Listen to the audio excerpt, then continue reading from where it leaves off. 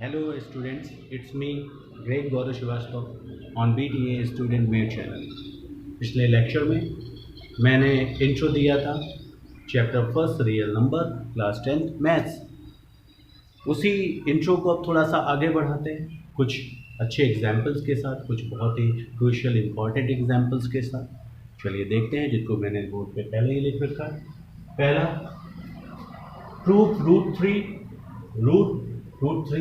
And √2 + 3 as irrational numbers. इसमें और भी कई तरीके के आते हैं, √5 है, √x है, इन सबको, लेकिन ये बेस इनको जान लेंगे तो वो सारे कर लेंगे। इस टाइप के जो भी क्वेश्चन आएंगे हम कर लेंगे। तो सबसे पहले हम प्रूफ करते हैं √3 irrational numbers.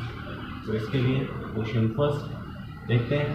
Late contradiction method लेंगे, यहाँ पे कंट्राडिक्शन मेथड लेंगे। कंट्राडिक्शन मेथड क्या है? लेट √3 एक रैशनल नंबर, ठीक है ना, एक रैशनल नंबर। कंट्राडिक्शन मेथड वो मेथड होता है जिसमें हम उसका अपोजिट कॉन्ट्राडिक्ट कर लेते हैं, मान लेते हैं, और फिर उसी चीज़ को हम अपनी ही बात को गलत प्रूफ कर देते हैं। तो जाहिर सी बात है, जब हमारी ही बात कॉन्ट्राडिक्ट हो गई, गलत प्रूफ हो गई, तो हमारा जो हमने माना था, जो सपोज किया था, वो गलत है। यानी कि फिर वो चीज़ जो हमें प्रूव करनी होती है वही फिर से आ जाती है।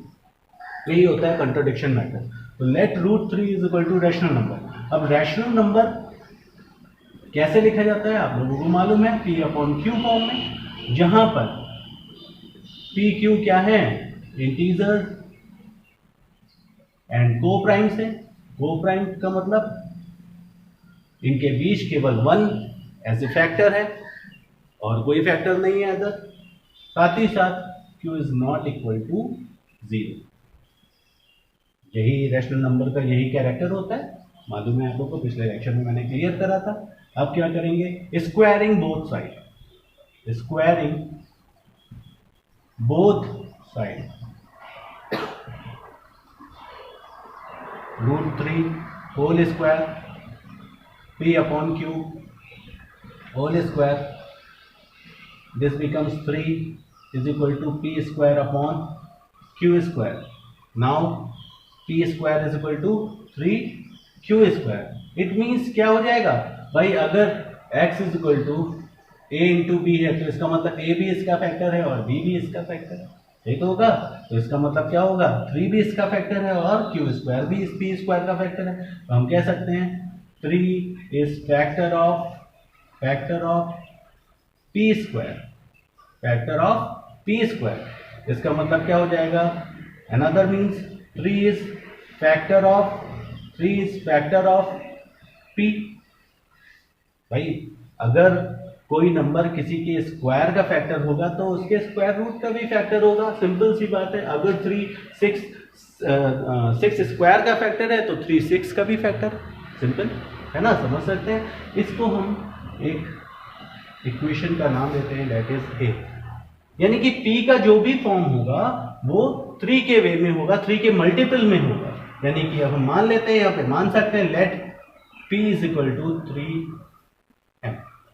Late P = 3m। ऊपर का मैं इरेज करता हूं, आप लोग वीडियो को पॉज करके देख सकते हैं।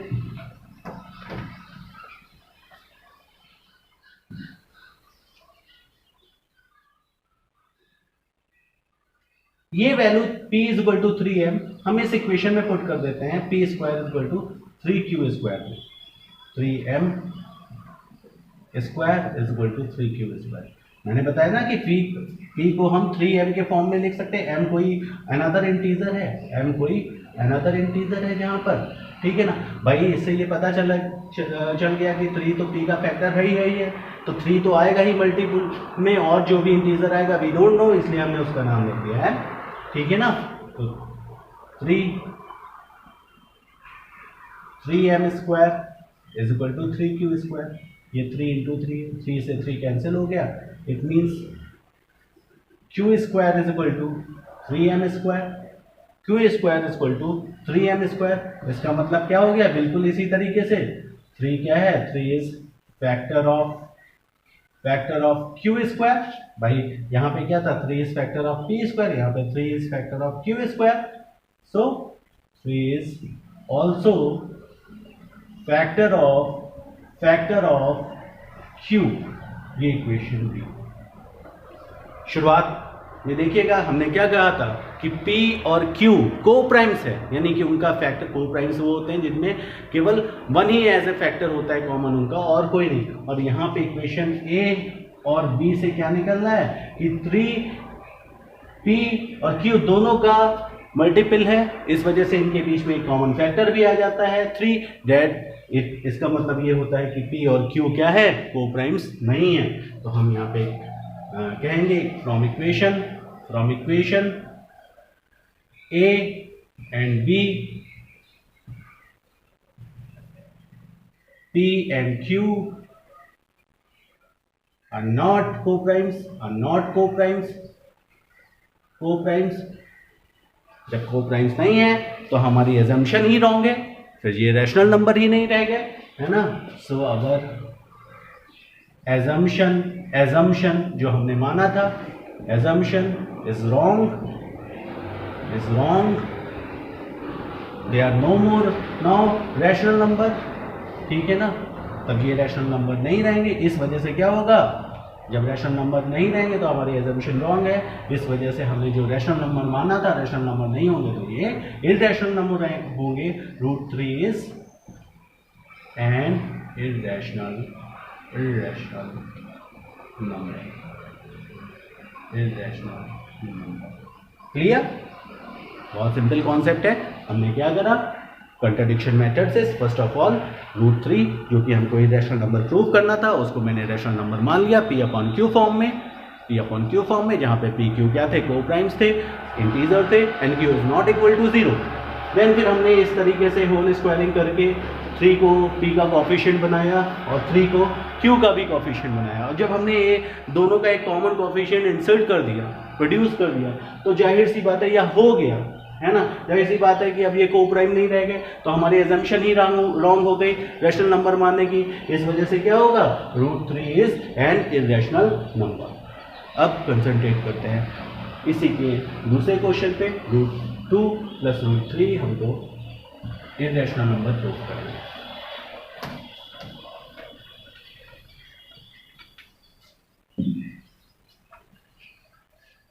इसमें भी कंट्राडिक्शन मेथड लेंगे। Let √2 + √3 be equal to some rational number a। यहाँ पे a भी सिंगल ले रहे हैं, हर बार p/q लिखना कोई ज़रूरी नहीं है ना। तो हम यहाँ पर a मान लेते हैं कि let √2 + √3 is equal to a which is rational number, जो कि एक रैशनल नंबर है, by contradiction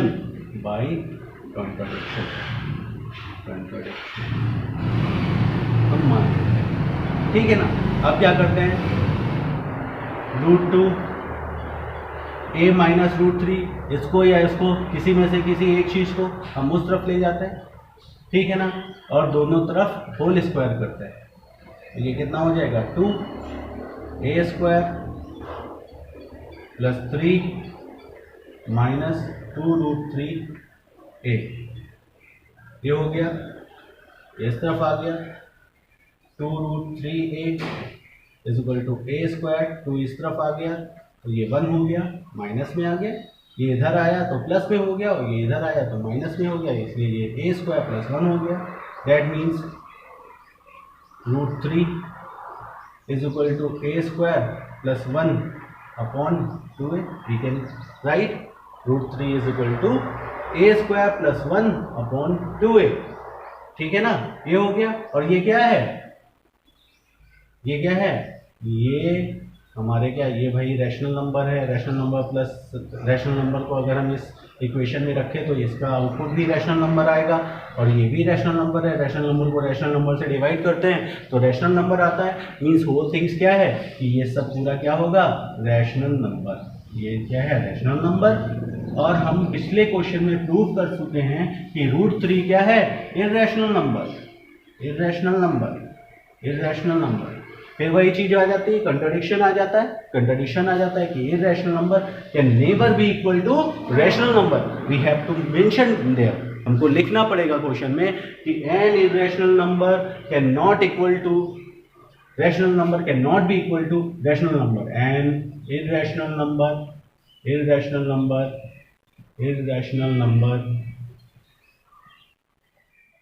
will not be equal to rational number, एक रैशनल नंबर के इक्वल नहीं होगा। इस वजह से हमारी जो एजम्पशन है ये रॉन्ग है and √2 + √3 is an irrational number. √2 + √3 क्या है? एक इररेशनल नंबर। आया समझ में?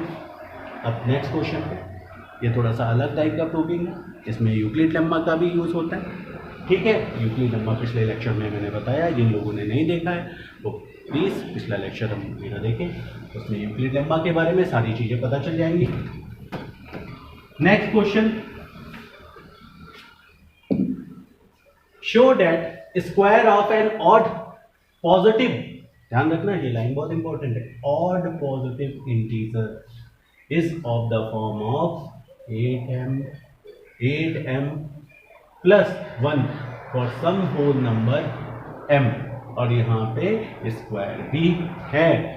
तो हम मान लेते हैं कोई ऑड पॉजिटिव इंटीजर, भाई कोई भी इंटीजर है पॉजिटिव, एक चीज मालूम है, अगर किसी